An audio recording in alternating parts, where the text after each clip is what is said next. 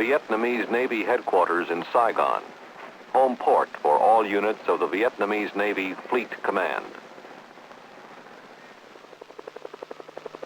Nearby is the naval shipyard Saigon. Built by the French in the 1880s, the shipyard was occupied by the Japanese in World War II. It currently plays a major role in maintaining the effectiveness of the Vietnamese Navy. At the north end of the shipyard is the building which houses the offices of the Fleet Command. It has at its disposal more than 50 ships and other support craft, all American-made.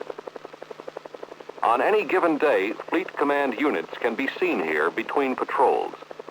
Others are deployed to the coastal zones or in the Delta.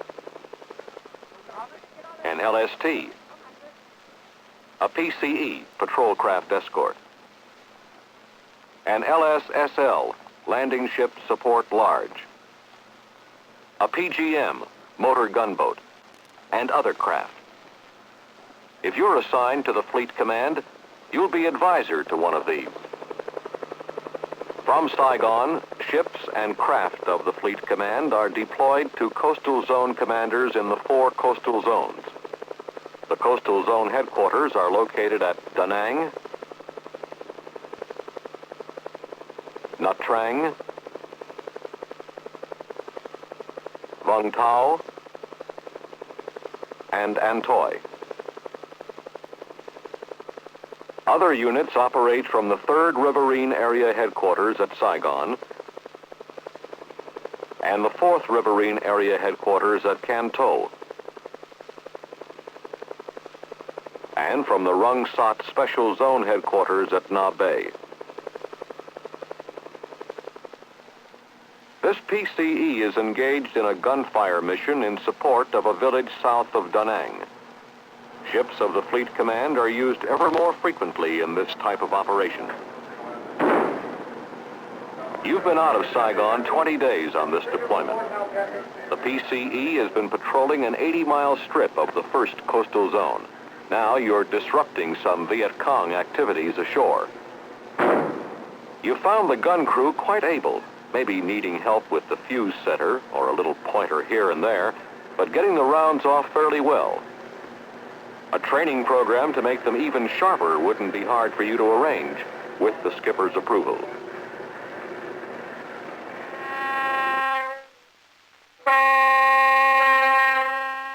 Your principal mission is patrol, to prevent infiltration by the VC or shipment of supplies to him.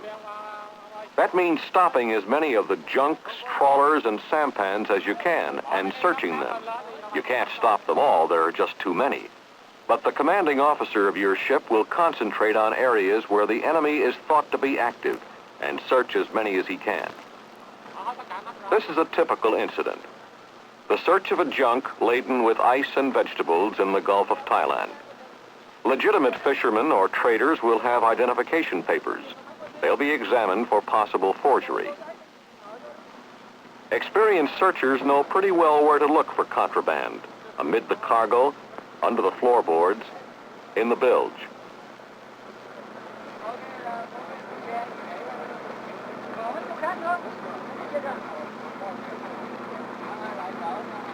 If anything suspicious is found, the men will be taken on board for delivery to the provincial authorities.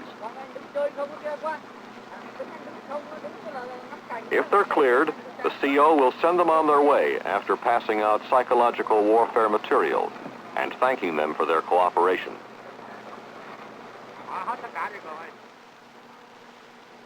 Chances are that your quarters aboard ship will be shared with a Vietnamese officer.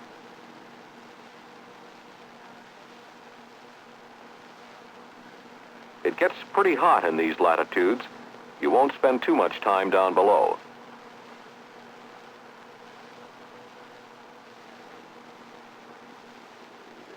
Rice, seafoods, and vegetables are basic to the Vietnamese mess. You'll have tea or beer along with the meal. Your counterpart speaks English fairly well. The other officers perhaps less well. The CO will translate for you if necessary. Some of them will have served aboard our 7th Fleet ships as part of their training. Others will have seen duty with the French, and some are ex-merchant marine sailors. For the most part, they like Americans and are glad to have you aboard. Today we have lesson 9. We have the following words. East, Most Vietnamese have a West, desire to learn English. south, If you offer to teach when ship's routine permits, you'll get a lot of takers. weather, Instruction books from the Vietnamese American Association make your job easy. For you, it'll be mostly a matter of correcting pronunciations or explaining simple sentence construction. very good. For the Vietnamese, it's a lot of fun, and they'll be practicing their new English words on you from then on. Good.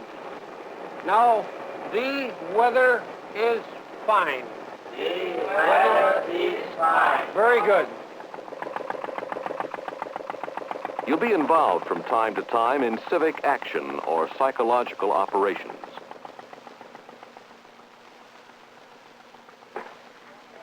Today, you're going ashore with your counterpart to visit an isolated island village. Do not underestimate the importance of this part of your duty. All over Asia, for millions of people, life is a struggle for existence. Any helpful action, however small it may seem to us, is a blessing to them. A wide variety of materials may be distributed in a mission of this kind. In this case, the items ranged from cooking oil for the women of the village to soft drink flavoring for the children, and Psy-War posters and pamphlets.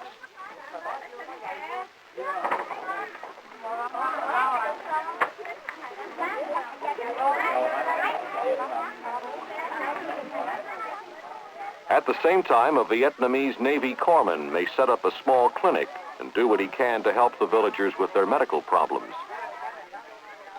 They seldom see a doctor, so this Vietnamese sailor is a welcome visitor. Your counterpart speaks briefly to the villagers, telling them the government is determined to throw the invaders out of the homeland. He asks the people to keep faith with their government, to resist the Viet Cong. It's a big day for the village. They won't forget it in a long, long time. When you're on patrol, you'll probably visit zone headquarters about once a week. The routine generally is 6 days at sea and 2 days alongside to take on fresh foods and fuel. This is Da Nang, headquarters of the 1st Coastal Zone. In port, you'll continue to check regularly with your counterpart and assist in any way you can, especially when it comes to planning your next operation.